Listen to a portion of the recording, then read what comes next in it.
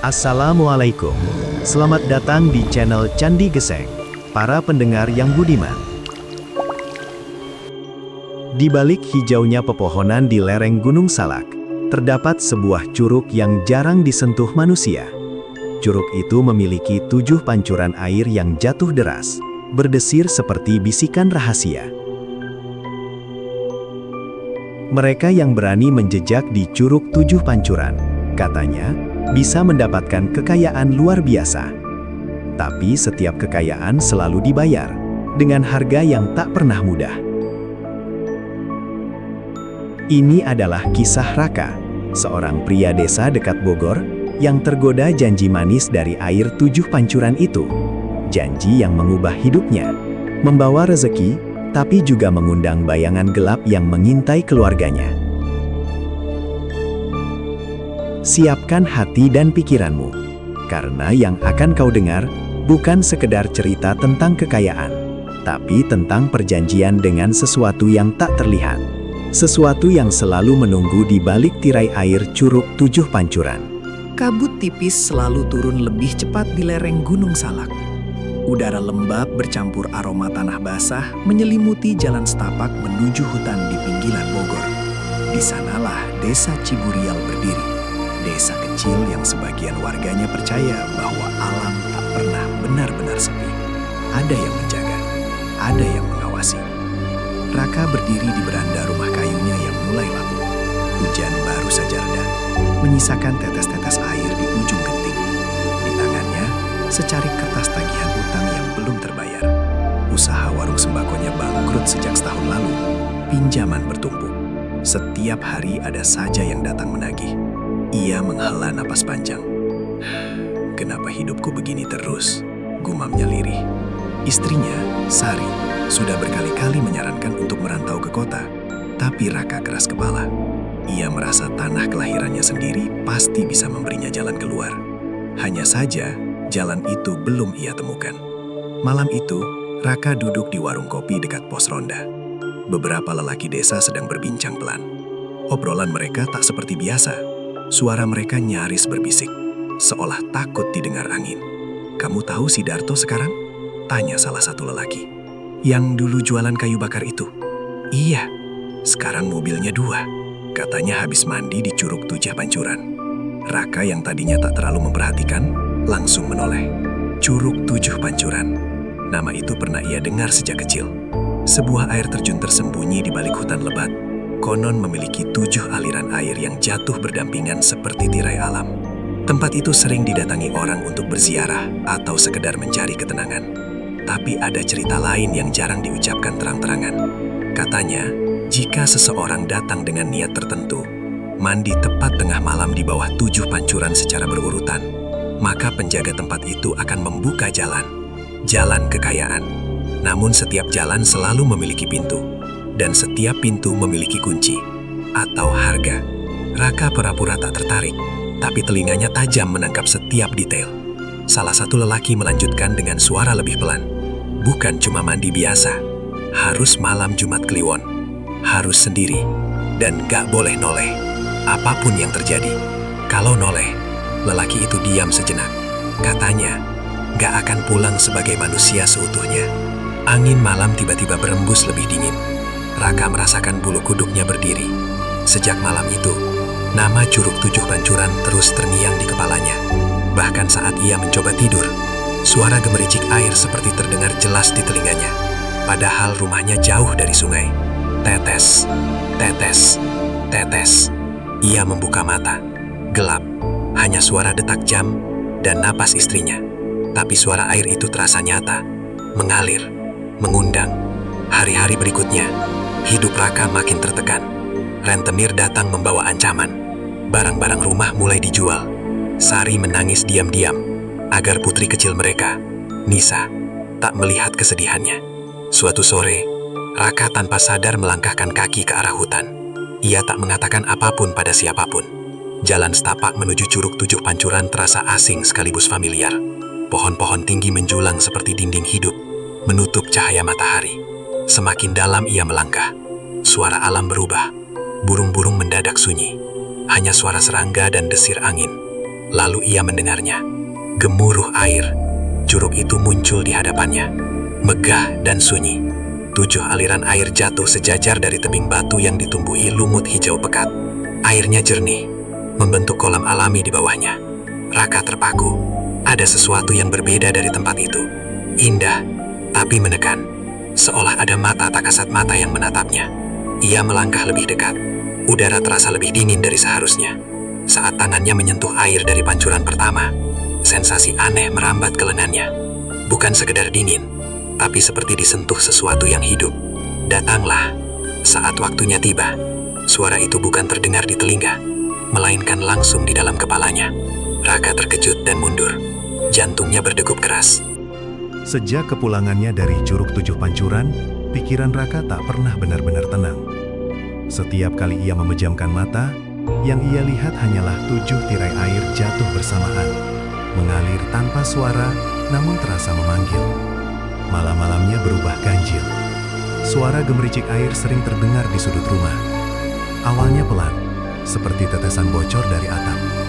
Tapi saat ia bangun untuk memeriksa, tak ada apa-apa. Lantai tetap kering, ember kosong, sumur tertutup rapat. Namun saat kembali berbaring, suara itu muncul lagi. Tetes, tetes, deras. Kadang terdengar seperti bisikan. Sari mulai menyadari perubahan suaminya. Raka lebih sering diam, menatap kosong ke arah hutan dari jendela belakang rumah. Wajahnya terlihat lelah, tapi bukan karena kurang tidur, melainkan karena sesuatu yang terus mengusik pikirannya. "Mikirin apa, Kang?" tanya Sari suatu sore. Raka terdiam sejenak sebelum menjawab.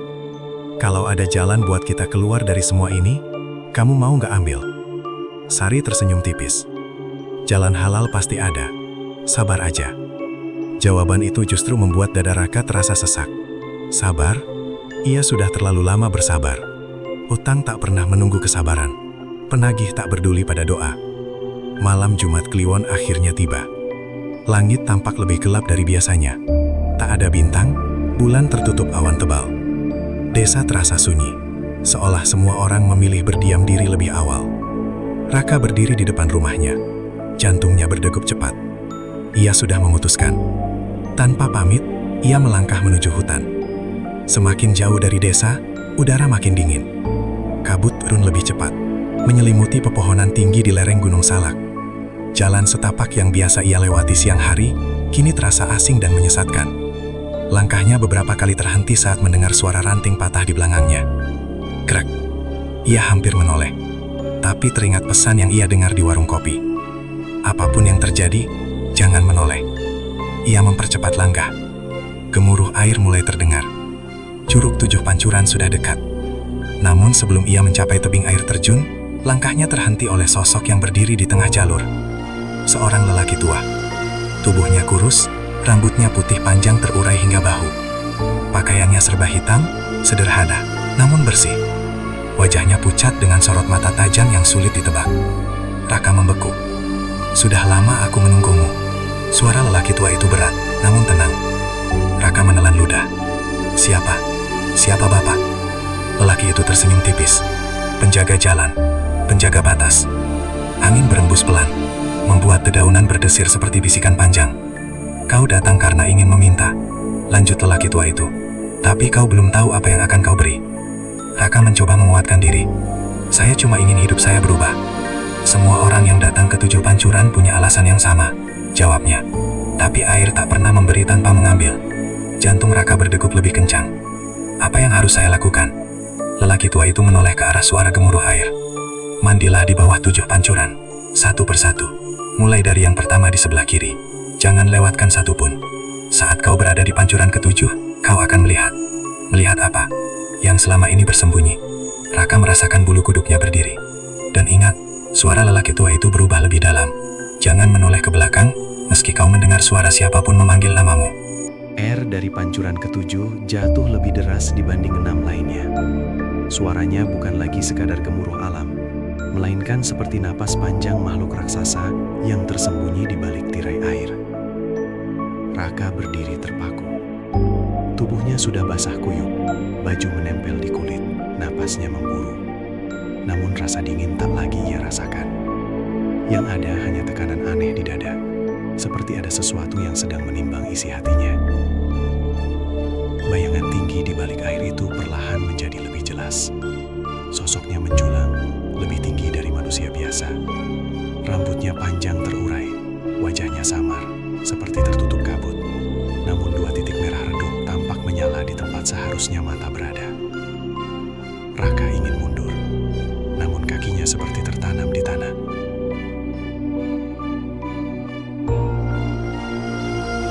Keinginanmu telah terdengar. Suara itu bergema, bukan melalui telinga, melainkan langsung di dalam kepalanya. Berat, dalam, menggetarkan tulang.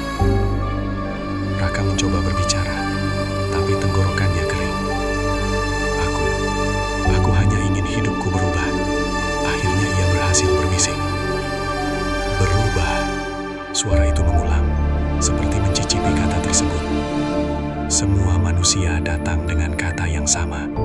Berubah, kaya, berkuasa, terlepas dari penderitaan. Air di sekelilingnya mendadak terasa lebih hangat. Tidak lagi dingin seperti air pegunungan di lereng Gunung Salak. 7 pancuran adalah 7 gerbang. Kau telah melewati 6. 1 lagi adalah pilihan. Raka menelan ludah. Pilihan apa? Bayangan itu bergerak lebih dekat. Kini ia bisa melihat bentuk wajah yang tak sepenuhnya manusia. Kulitnya pucat kebiruan, bibirnya tipis, dan senyumnya terlalu lebar untuk terlihat wajar. Pilihan untuk terikat. Tanah di bawah kaki Raka bergetar pelan. Air kolam di sekelilingnya berputar berlahan, membentuk pusaran kecil. Perubahan itu datang seperti banjir bandang, cepat, deras, dan tak memberi kesempatan untuk bertanya. Seminggu setelah malam perjanjian di Curug 7 Pancuran, hidup Raka berbalik arah. Tanah kecil yang hampir ia jual murah, kini laku dengan harga tak masuk akal. Seorang pengusaha dari kota tertarik membangun villa di lereng dekat kawasan wisata Bogor, tak jauh dari kaki Gunung Salak. Uang muka ditransfer hari itu juga. Raka sampai harus melihat layar ponselnya berkali-kali untuk memastikan jumlah nol di rekeningnya bukan ilusi. Belum selesai rasa herannya, kenalan lama yang dulu meremehkannya datang membawa proposal kerjasama distribusi bahan bangunan. Modal dari investor sudah siap. Raka hanya perlu menyediakan lahan dan nama. Rezeki memang gak kemana kah? Kata lelaki itu sambil tersenyum lebar. Raka ikut tersenyum, tapi di dalam dadanya ada getaran aneh yang tak bisa ia abaikan. Terlalu mudah. Sari pun terkejut melihat perubahan nasib mereka. Utang-utang dilunasi dalam hitungan hari. Warung yang dulu hampir tutup kini direnovasi besar-besaran. Mereka bahkan mulai membangun rumah baru menggantikan rumah kayu lama yang rapuh. Tetangga mulai berbisik. Katanya Raka dapat proyek besar dari orang kota. Ada yang bilang dia nemu tanah warisan tersembunyi. Namun ada pula yang berbicara pelan saat Raka lewat. Jangan-jangan dia ke 7 pancuran itu. Nama Curug 7 Pancuran tak pernah benar-benar hilang dari cerita warga. Tempat itu memang sering dikunjungi untuk mandi atau berdoa. Tapi tak sedikit pula yang percaya ada jalan lain di sana. Jalan yang tak semua orang berani tempuh. Raka berusaha mengabaikan bisik-bisik itu. Ia sibuk, terlalu sibuk. Setiap hari ada saja uang masuk. Proyek demi proyek datang seperti sudah diatur oleh tangan tak terlihat. Bahkan angka-angka yang ia hitung selalu terasa pas, tak pernah kurang. Namun setiap malam Jumat Kliwon, suara itu kembali. Tetes, tetes. Awalnya hanya di telinga, lama-lama terdengar jelas dari dapur, seperti air menetes dari atap. Sari sempat panik dan menyuruh tukang memeriksa seluruh rumah. Tak ada kebocoran, tak ada pipa rusak. Namun suara itu tetap ada. Suatu malam, Raka terbangun karena merasa kasurnya basah. Ia duduk tergesa, jantungnya berdetak cepat. Kasur kering. Namun di bawah tempat tidurnya, lantai terlihat lembab. Jejak air seperti bekas kaki kecil mengarah ke pintu kamar. Langkah kecil itu berhenti tepat di depan kamar Nisa. Raka membeku. Ia berjalan perlahan ke kamar putrinya. Pintu sedikit terbuka. Nisa tertidur pulas, wajahnya tenang. Namun di sudut kamar, dinding terlihat basah seperti baru disiram air. Raka mengusapnya. Tangannya terasa dingin luar biasa. Ia menarik napas panjang, mencoba menenangkan diri. Mungkin cuma perasaanku. Namun di dalam pikirannya, kalimat itu kembali terngiang. Setiap 7 bulan sekali. Ia mencoba menghitung. Belum genap 1 bulan sejak malam itu. Waktu masih panjang, pikirnya. Sore berikutnya, seorang pelanggan lama datang dengan wajah pucat. "Kak, air di sumur rumahku tiba-tiba keruh, kayak bercampur lumpur, padahal nggak hujan." Raka hanya mengangguk tanpa komentar. Entah mengapa, setiap mendengar kata air, dadanya terasa berat. Di rumahnya sendiri, sumur yang dulu jernih kini sering beriak meski tak disentuh. Kadang terdengar seperti ada sesuatu yang bergerak di dalamnya.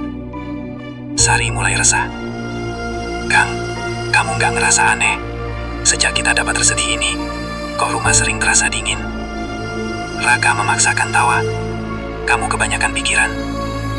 Namun malam itu, saat ia sendirian di ruang tamu, lampu mendadak berkedip. Angin tak terasa, tapi tirai bergerak pelan. Di sudut ruangan, genangan kecil muncul begitu saja. Airnya mengalir tipis membentuk garis ke arah pintu belakang, mengarah lurus ke jalur hutan. Raka berdiri terpaku. Bayangan malam berjanjian itu kembali jelas di kepalanya. Sosok tinggi di balik pancuran ketujuh. Mata merah redup yang menatap tanpa berkedip. "Kau akan mengerti saat waktunya tiba." Ia menggenggam rambutnya sendiri, mencoba mengusir bayangan itu. "Aku cuma ambil kesempatan, itu saja," gumamnya. Namun jauh di dalam hati, ia tahu ini bukan sekedar kesempatan, ini transaksi. Hari-hari berlalu cepat, rumah baru hampir selesai, mobil bekas yang dulu hanya impian kini terparkir di halaman. Semua tampak sempurna. Sampai suatu pagi, Nisa datang dengan wajah bingung. "Ayah, semalam ada orang basah berdiri di depan kamarku." Waktu berjalan lebih cepat dari yang Raka kira. Kesibukan proyek, renovasi rumah, dan urusan bisnis membuat hari-hari terasa singkat. Namun, setiap kali ia melihat kalender di dinding ruang tamu, ada satu hitungan yang selalu membuat dadanya mengencang. 6 bulan, 20 hari. 6 bulan, 25 hari. 6 bulan, 29 hari. Angka itu seperti menghitung mundur sendiri di dalam kepalanya. Sejak malam perjanjian di Curug 7 Pancuran, hidupnya memang berubah drastis. Ia kini dikenal sebagai orang berada di desa dekat lereng Gunung Salak. Banyak yang menghormatinya. Bahkan orang-orang yang dulu meremehkannya kini tersenyum ramah setiap bertemu. Namun rasa tenang tak pernah benar-benar ia miliki. Air masih sering muncul tanpa sebab di sudut rumah. Suara gemericik terdengar jelas setiap malam Jumat Kliwon. Kadang terdengar seperti tawa yang tertahan. Sari mulai sering sakit kepala. Katanya udara rumah terasa terlalu dingin meski siang hari. Dan Nisa semakin sering berbicara sendiri. Suatu sore Raka melihat putrinya duduk di halaman menatap sumur tua di samping rumah baru mereka. "Nisa, lagi ngapain?" tanya Raka. Nisa tersenyum kecil. "Lagi ngobrol." "Ngobrol sama siapa?" "Om yang basah itu." Tubuh Raka langsung kaku. "Om mana?" Nisa menunjuk ke arah sumur. Dia bilang ayah janji. Dada Raka terasa dihantam sesuatu yang tak terlihat. Ia mendekat cepat dan menggendong Nisa masuk ke dalam rumah. Ia tak ingin anaknya terlalu lama berada dekat sumur. Malam itu, suara air terdengar lebih keras dari biasanya. Bukan lagi tetesan kecil, tapi seperti aliran deras yang mengalir di bawah lantai. Raka terbangun tengah malam karena mendengar suara kambing mengembik keras dari belakang rumah. Ia teringat, beberapa minggu lalu ia membeli 2 kambing untuk diternakan kecil-kecilan. Suara embikan itu terdengar panik. Ia segera keluar dengan senter di tangan. Udara malam terasa lebih dingin dari biasanya. Kabut turun rendah menyelimuti halaman. Saat ia membuka pintu kandang, nafasnya tercekat. Salah satu kambing tergeletak kaku. Tubuhnya basah kuyup, seperti baru saja ditarik dari sungai. Bulu-bulunya menempel pada kulit. Dari mulutnya keluar air bercampur busa.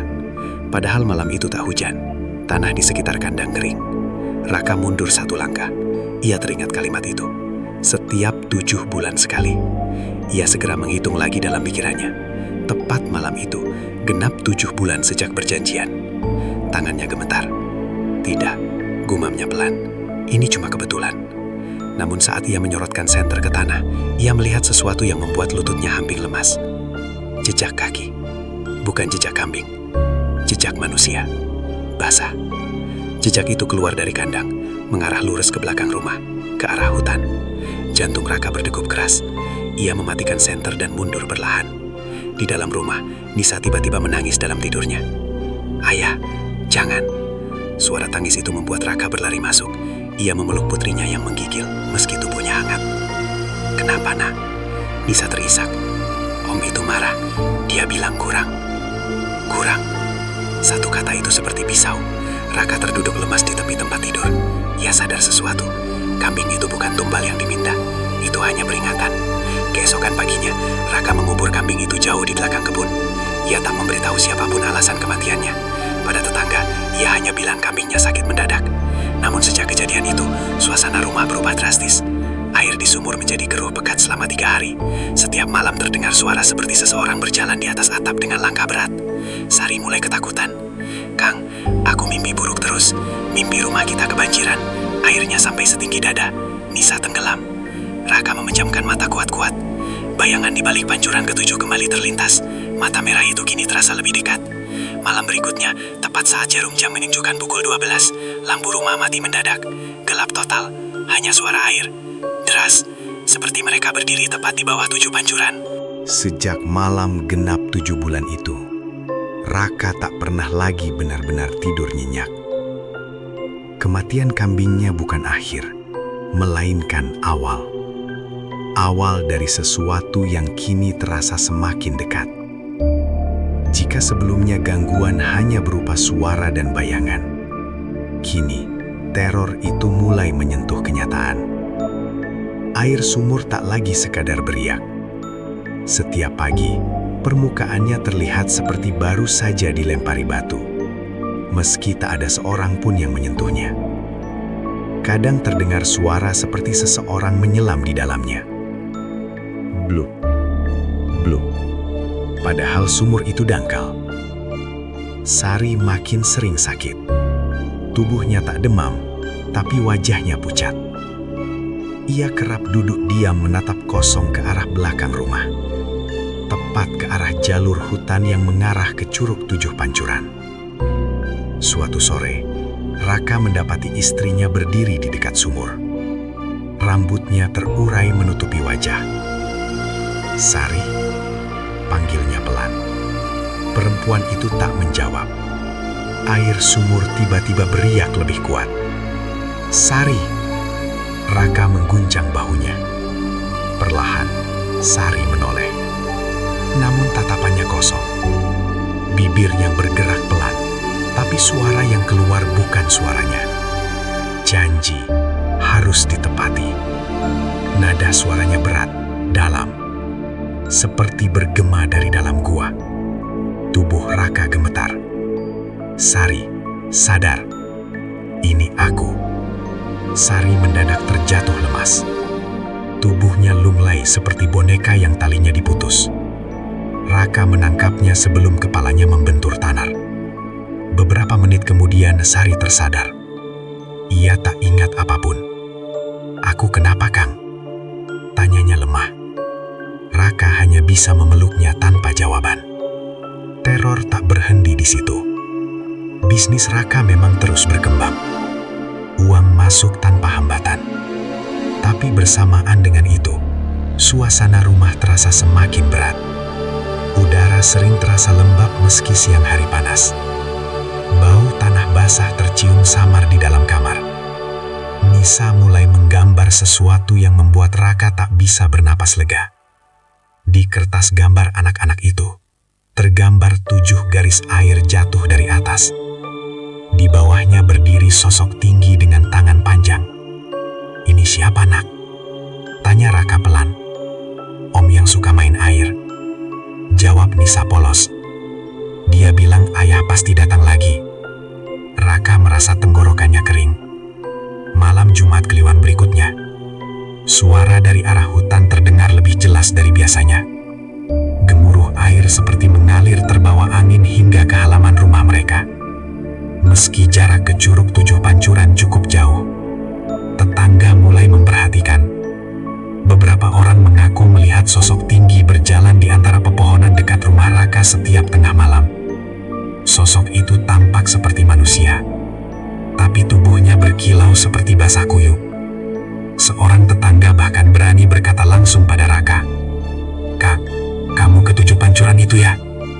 Raka pura-pura tak mengerti. Maksudnya, sudah ada yang dulu begitu. Kaya mendadak, tapi keluarganya nggak lama. Lelaki itu tak melanjutkan kalimatnya. Raka menelan ludah. Malam berikutnya, tepat pukul 12, rumah mereka diguncang suara keras seperti air terjun runtuh tepat di atas atap. Duar. Sari menjerit. Nisa menangis. Raka berlari keluar. Langit cerah. Tak ada hujan. Tak ada angin. Namun atap rumah mereka basah. Air menetes deras dari denting, padahal tak ada awan di langit. Di halaman, genangan air membentuk garis panjang yang mengarah lurus ke hutan, menuju lereng Gunung Salak. Dan di ujung halaman, berdiri sosok itu lagi, lebih jelas dari sebelumnya. Tubuhnya tinggi kurus, kulitnya pucat seperti mayat yang lama terendam. Desa itu tak lagi memandang Raka dengan cara yang sama. Jika dulu orang-orang hanya berbisik pelan tentang kekayaannya yang datang mendadak, kini tatapan mereka berubah menjadi campuran antara curiga dan takut. Beberapa bahkan memilih menunduk saat berpapasan, seolah khawatir terlalu lama menatap bisa membawa sial. Rumor mulai menyebar. Air sumur di beberapa rumah mendadak keruh tanpa sebab. Kolam ikan milik Pak Hadi tiba-tiba dipenuhi bangkai ikan yang mengambang. Tubuhnya basah seperti direndam air sungai semalaman, padahal air kolam tak pernah meluap. Dan semua kejadian itu terjadi setelah Raka pulang dari arah hutan pada malam Jumat Kliwon 7 bulan lalu. Nama Curug 7 Pancuran kembali disebut-sebut. Tempat itu memang dikenal sebagai lokasi pemandian alami di kawasan wisata sekitar Bogor, berada di jalur lereng Gunung Salak. Namun bagi warga desa, curug itu lebih dari sekedar air terjun. Itu gerbang. Dan tidak semua yang masuk ke gerbang itu kembali dengan keadaan yang sama. Suatu sore, Raka didatangi Pak Lurah dan seorang ustadz yang dikenal cukup dihormati di desa. Wajah keduanya terlihat serius. "Kami nggak mau langsung menuduh," kata Pak Lurah pelan. "Tapi akhir-akhir ini banyak kejadian aneh, dan semuanya seperti mengarah ke satu titik." Raka terdiam. Ustadz itu menatapnya dalam. "Kak, kamu pernah ke 7 pancuran saat malam?" Pertanyaan itu seperti pisau yang menusuk tepat di dadanya. Raka ingin berbohong, namun entah kenapa lidahnya terasa berat, seolah ada kekuatan yang tak mengizinkannya menyangkal. Ia hanya menunduk. Ustadz itu menarik napas panjang. "Air di sana bukan sekedar air. Sejak dulu ada cerita tentang penjaga yang mengikat janji dengan manusia. Orang yang meminta kekayaan akan diberi, tapi dengan syarat. Setiap 7 bulan, umam Raka tanpa sadar." Pak Lurah dan Ustadz saling pandang. "Kamu tahu tentang itu?" tanya Ustadz. Raka mengangkat wajahnya perlahan, matanya merah karena kurang tidur. "Saya sudah terikat." Ruangan itu mendadak sunyi. Raka menceritakan semuanya, tentang lelaki tua penjaga hutan, tentang sosok tinggi di balik pancuran ke-7, tentang perjanjian darah yang ia ucapkan di bawah air terjun.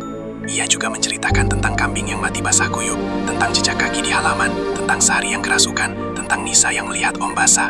Wajah Pak Lurah semakin pucat. Ustadz itu terdiam lama, lalu berkata lirih, "Ini bukan sekedar gangguan, ini perjanjian jin penjaga tempat. Biasanya mereka meminta sesuatu yang paling dicintai." "Anak," bisik Raka hampir tak terdengar. Ustadz mengangguk pelan. "Itulah harga tertinggi." Raka merasakan dunianya runtuh perlahan. "Apakah bisa dibatalkan?" tanyanya dengan suara patah.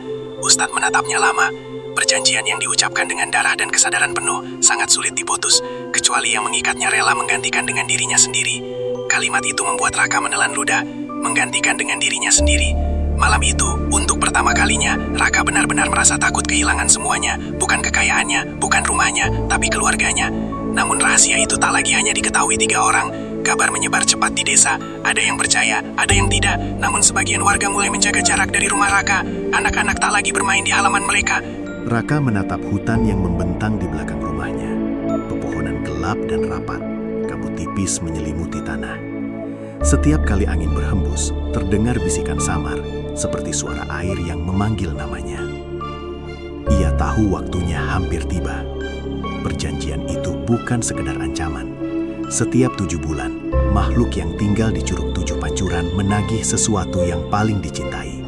Tumbal pertama, kambingnya, hanya peringatan. Sekarang, beban yang sebenarnya sedang menunggu. Sari dan Nisa duduk di ruang tamu, tak berani berkata apapun. Wajah mereka pucat. Raka merasa bersalah karena semua ini terjadi hanya karena keputusannya sendiri.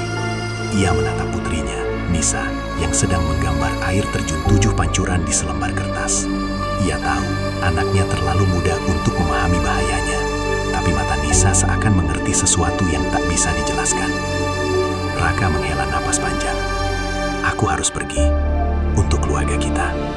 Gumamnya pelan, hampir pada dirinya sendiri. Ia menyiapkan ransel kecil, sebotol air, kain, dan pisau untuk berjaga-jaga. Namun yang paling penting, ia membawa tekad yang belum pernah ia rasakan sebelumnya. Tekad untuk menghadapi makhluk yang telah mengikat hidupnya. Malam itu, tepat saat bulan menembus kabut tipis, Raka meninggalkan rumah. Jalan setapak menuju Curug 7 Pancuran terasa lebih gelap dari sebelumnya. Pepohonan tinggi menutup cahaya, membuat jalannya seperti lorong panjang. Gemuruh air terdengar samar, tapi cukup jelas untuk membuat setiap langkahnya terasa berat. Di tengah perjalanan, ia melihat sosok lelaki tua yang dulu menuntunnya pertama kali ke curug. Wajahnya bersih dari kerut usia, tapi matanya tetap tajam. "Kau kembali," kata lelaki tua itu. Suaranya lembut, tapi tegas. "Kau tahu apa yang harus dilakukan." "Aku tak ingin lagi ada yang terluka," jawab Raka. "Aku akan bayar sendiri jika perlu." Lelaki tua itu tersenyum samar. Itulah yang membedakan manusia dari mereka yang hanya serakah. Tapi ingat, pilihanmu menentukan hidup mereka. Raka mengangguk, kemudian melangkah lebih cepat. Gemuruh air semakin jelas, semakin dekat. 7 pancuran mulai terlihat di kejauhan. Cahaya air memantulkan kilau samar di tengah gelap hutan. Saat ia mendekat, rasa dingin menusuk tulang. Tidak ada hewan, tidak ada serangga. Hanya suara air yang jatuh dan hutan yang hening. Raka tahu, sosok tinggi itu menunggunya di bawah tirai air ke-7. Ia melepas sandal, merasakan tanah lembab menempel di kaki. Setiap langkah semakin berat, nafasnya memburu. Namun Raka menahan ketakutan. Ia menatap 7 aliran air yang jatuh bersamaan, masing-masing seperti tirai hidup yang bergerak. Air dari pancuran pertama jatuh deras, menyentuh tubuh Raka. Sensasi dingin menusuk tulang. Ia menutup mata, mengingat pesan lelaki tua. Jangan menoleh. Ia melangkah ke pancuran kedua, ketiga, hingga ke-6. Setiap aliran air menyentuhnya, membungkus tubuhnya, menguji keberaniannya. Saat tiba di pancuran ke-7, air terasa lebih berat dari sebelumnya. Gemuruh berubah menjadi suara, bukan lagi alam, tapi makhluk itu sendiri. Sosok tinggi muncul di balik tirai air, tubuhnya seperti terbuat dari air dan bayangan. 2 mata merah menyala menatap Raka. "Kau datang kembali." Suara itu bergema di kepala Raka. "Waktumu hampir tiba." Raka menelan ludah. Aku akan bayar sendiri. Ambil aku, bukan mereka." Sosok itu diam, menatap lama. Air di kolam di bawahnya berputar, membentuk pusaran besar. Di pusaran itu, bayangan Nisa dan Sari terlihat samar, seperti sedang terperangkap. Raka merasa jantungnya seperti terhimpit. Aku rela," ia berbisik. Tiba-tiba air dari pancuran ke-7 memunculkan bayangan lelaki tua yang dulu menuntunnya. Sosok itu tersenyum. "Itulah yang harus kau lakukan. Ketulusan, bukan ketakutan, yang akan menentukan hasilnya." Raka menarik napas dalam-dalam, lalu melangkah ke pusaran air. Sensasi dingin menusuk seluruh tubuh, tapi ia tak mundur. Ia menentukan kepala, membiarkan air mengalir deras, meresap ke kulit dan tulang. Suara gemuruh berubah menjadi bisikan. "Kau telah memilih. Namun jalan ini tidak akan mudah. Ada harga yang harus dibayar. Ingat, setiap tindakanmu menentukan hidup mereka yang kau cintai." Raka menggigit bibir, menahan air mata. Ia tahu pertarungan sesungguhnya baru dimulai. Bukan sekedar menghadapi makhluk itu, tapi juga menahan diri dari rasa takut dan keserakahan yang pernah ia miliki. Saat gemuruh mereda, sosok itu perlahan menghilang, menyatu kembali dengan tirai air. Raka berdiri terengah di tengah kolam, tubuh basah kuyup, jantung berdegup kencang, tapi ada rasa lega. Ia berhasil melewati ujiannya, untuk sementara. Namun di balik tirai air, sesuatu tetap menatap. 2 mata merah itu tak pernah padam. Raka tahu satu hal, ini bukan akhir, ini baru permulaan. 7 bulan berikutnya akan datang, dan makhluk itu akan kembali menagih. Lebih keras, lebih dekat, dan lebih menakutkan dari sebelumnya. Angin malam berhembus di lereng Gunung Salak. Suara gemuruh air tetap terdengar samar, mengingatkan Raka bahwa Curug Tujuh Pancuran selalu menunggu, dan perjanjian itu tidak pernah dilupakan.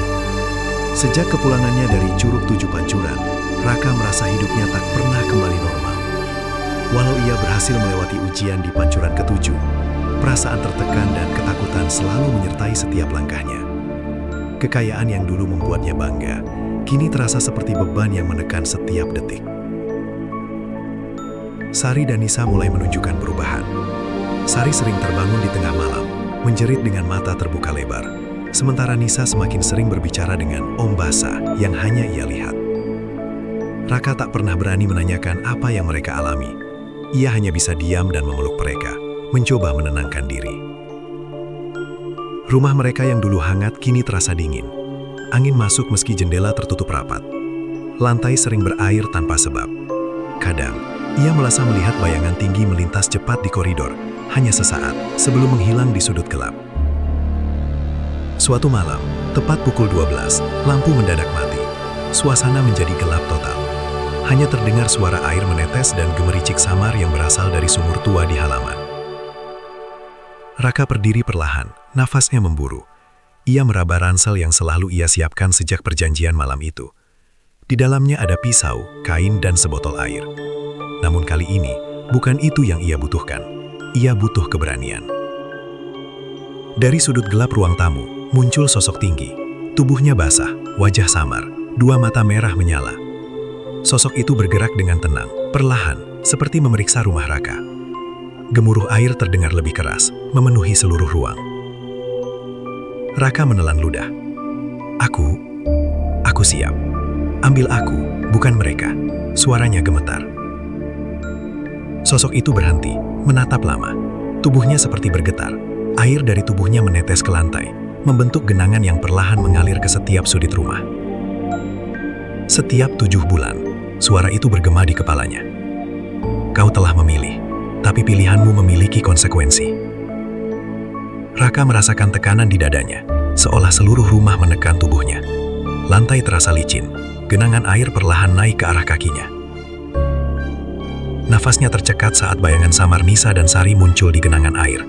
Mata mereka tertuju padanya, tapi bukan tatapan manusia biasa. Tatapan yang mengingatkan bahwa hidup mereka tergantung pada keberaniannya. Raka menunduk, menenangkan diri. Ia tahu ini bukan sekedar teror, ini adalah penagihan nyata. Ia harus menunjukkan ketulusan dan keberanian. Dengan tangan gemetar, ia membuka ransel dan mengeluarkan sebotol air. Ia memercikkan air ke arah sosok itu, berusaha membuatnya mundur. Namun air itu tak memberi efek apapun. Sosok itu tetap berdiri, menatapnya, diam tapi menekan. Raka menelan ludah. Aku rela, ambil aku, teriaknya lantang. Suaranya memecah keheningan rumah. Air di genangan mendadak berputar cepat, membentuk pusaran. Dari pusaran itu, bayangan sosok tinggi tampak semakin nyata. Tubuhnya menjulang, wajahnya seolah tersusun dari air dan bayangan yang bergerak. Tapi keberanianmu diuji, suara itu bergema di kepala Raka. Kau harus membuktikan bahwa cinta yang kau miliki lebih besar daripada ketakutan. Raka menundukkan kepala, merasakan air menetes ke wajahnya. Ia teringat pada Sari dan Nisa, pada semua yang ia cintai. Ia mengingat wajah putrinya saat tersenyum, wajah istrinya yang lelah tapi hangat, rumah mereka yang kini terancam oleh perjanjian yang ia buat sendiri. Dengan tekad bulat, ia menjerit, aku rela menanggung semua. Jangan sentuh mereka. Ambil aku, bukan mereka. Pusaran air berhenti mendadak. Sosok tinggi terdiam, tubuhnya bergetar, matanya merah redup seperti menilai keberanian Raka. Gemuruh air di seluruh ruang berubah menjadi bisikan lembut, mengalun seolah menghirup nafas lega. Raka terjatuh terduduk di lantai, tubuhnya gemetar.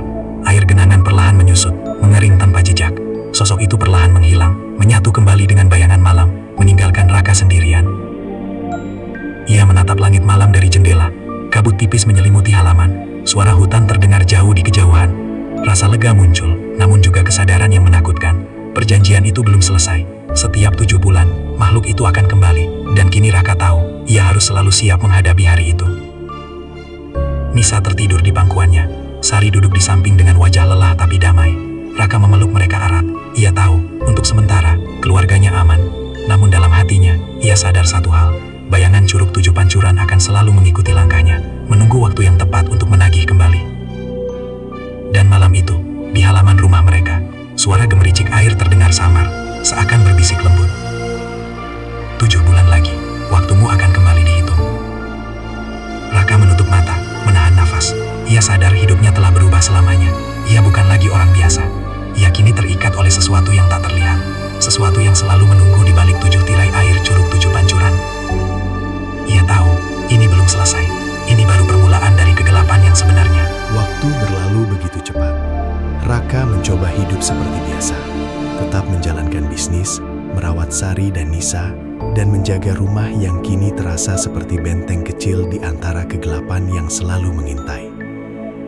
Namun kedamaian hanyalah bayangan tipis. Setiap malam, suara air mengalir samar di rumahnya, seolah mengingatkan bahwa perjanjian itu belum selesai. 7 bulan sejak malam terakhir di Curug Tujuh Pancuran telah hampir genap. Raka menghitung hari, setiap detik terasa seperti napas yang tersedak. Bayangan sosok tinggi selalu muncul dalam mimpinya, mengintai dari balik tirai air, menatap dengan mata merah redup yang menembus jiwa. Ia tahu, tumbal sesungguhnya akan datang malam ini. Malam itu, kabut turun lebih tebal dari biasanya. Hutan di belakang rumah terlihat seperti labirin hitam. Raka menyiapkan diri. Ia membawa pisau, kain, dan botol air. Namun yang paling penting adalah tekad. Ia tak akan membiarkan keluarganya menjadi korban. Sari dan Nisa tidur di kamar masing-masing, tidak tahu apa yang menunggu. Raka duduk di ruang tamu, menunggu. Gemuruh air terdengar samar dari halaman belakang, makin lama makin keras. Tiba-tiba, lantai bergetar. Genangan air muncul di seluruh rumah, merayap perlahan ke arah pintu kamar Sari dan Nisa. Raka menahan napas. Sosok tinggi itu muncul di tengah genangan. Tubuhnya seperti disusun dari air dan bayangan yang berkilau samar. 2 mata merah menatap Raka tanpa berkedip. Waktunya tiba. Suara itu bergema di kepalanya. Yang paling kau cintai harus membayar. Raka berlutut, napasnya tercekat. Ambil aku rela, jangan sentuh mereka. Suaranya bergetar namun tegas. Sosok itu diam, mengamati, lalu perlahan mengangkat tangannya. Air di lantai bergerak seperti tangan raksasa, membentuk pusaran di depan Raka. Di dalam pusaran itu, bayangan Nisa dan Sari terlihat jelas, namun wajah mereka pucat, takut. Ketulusanmu diuji, suara itu berbisik. Tapi harga itu harus dibayar. Setiap janji memiliki konsekuensi. Raka merasakan tubuhnya tertarik ke pusaran air.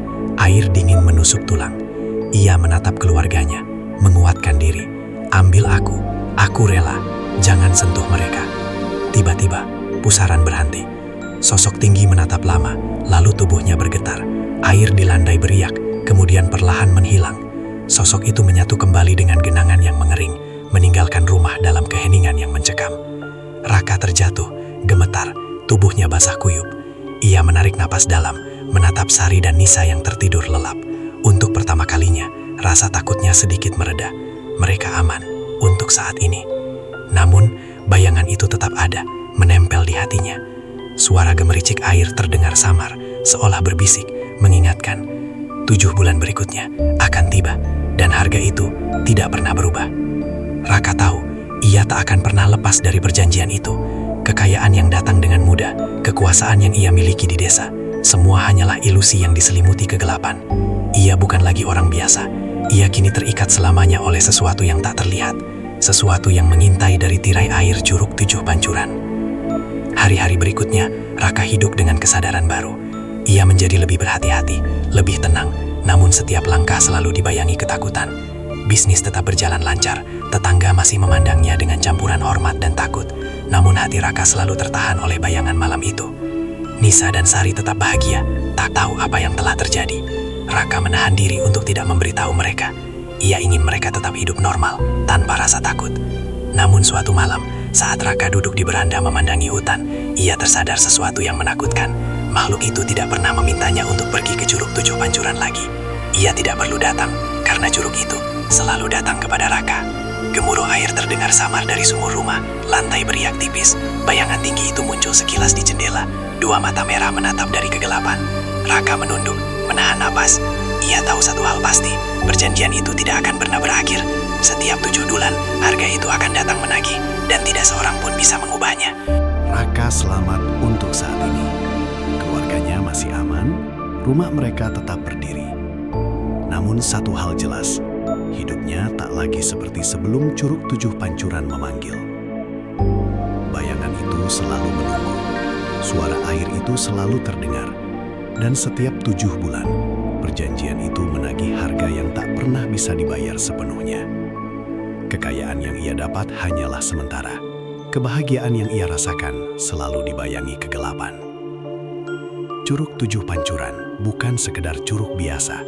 Ia adalah gerbang. Gerbang antara dunia manusia dan sesuatu yang tak terlihat, yang selalu menagih dan selalu menunggu. Jadi ingatlah, jika suatu hari kau mendengar gemericik air di tengah malam, jangan pernah berpikir itu hanyalah alam. Mungkin itu adalah bayangan yang sedang menghitung waktu, menunggu janji yang akan jatuh tempo. Karena di Curug 7 Pancuran, tidak ada yang benar-benar bebas dari perjanjian.